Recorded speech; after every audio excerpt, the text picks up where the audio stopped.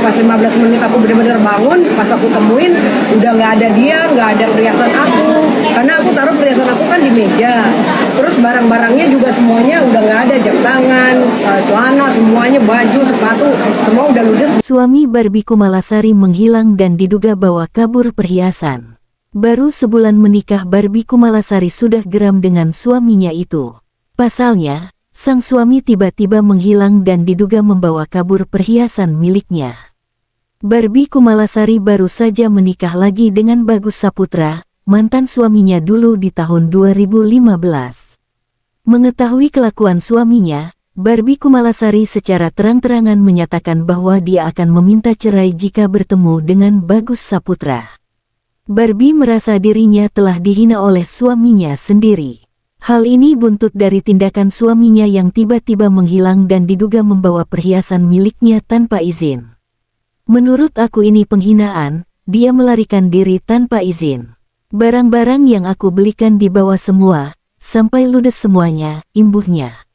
Atas tindakan Bagus, Barbie menyebut suaminya telah melakukan kejahatan di luar nalar. Barbie menegaskan bahwa dia tidak akan memaafkan perbuatan suaminya itu dan ingin mengakhiri rumah tangganya. Kalau aku ketemu dia, aku nggak mau maafin dia, nggak akan balikan lagi. Aku putuskan untuk berpisah, tandasnya.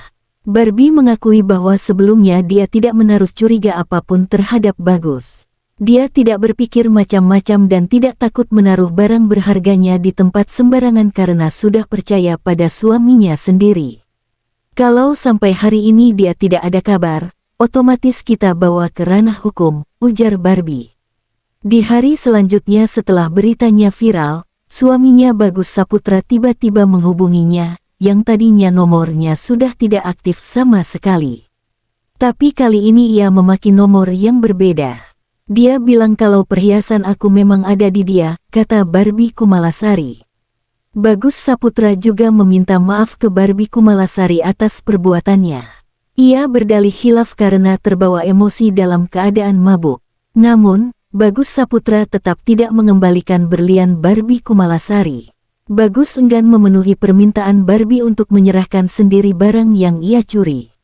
Dia tadinya mau nyuruh orang untuk nganter barang ke rumah. Cuma karena aku pikir bahaya juga kan, sudah malam dan aku di rumah sendiri, jadi aku bilang minta sore tadi, jam 3 ketemu di Senayan City, imbuh Barbie Kumalasari. Tapi kata dia, ngapain harus ketemu di Senayan City? Nanti jadi bahan berita lagi. Ya orang dia udah nyuri, gimana? Tidak adanya itikat baik dari Bagus Saputra membuat Barbie Kumalasari mengambil tindakan tegas. Kumalasari melaporkan Bagus atas tindak pencurian dan oleh penyidik dikenakan pasal 363 KUHP tentang pencurian dengan pemberatan.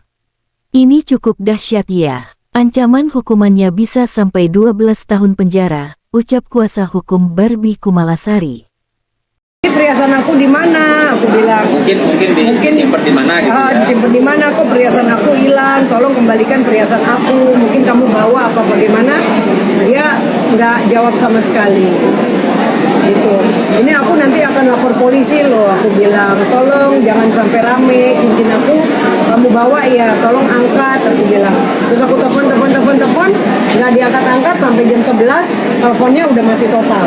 Sampai dengan sekarang tidak bisa dihubungin sampai sore ini, sampai maghrib ini. Padahal dia fotonya masih pakai foto kawin aku sama dia. Gitu.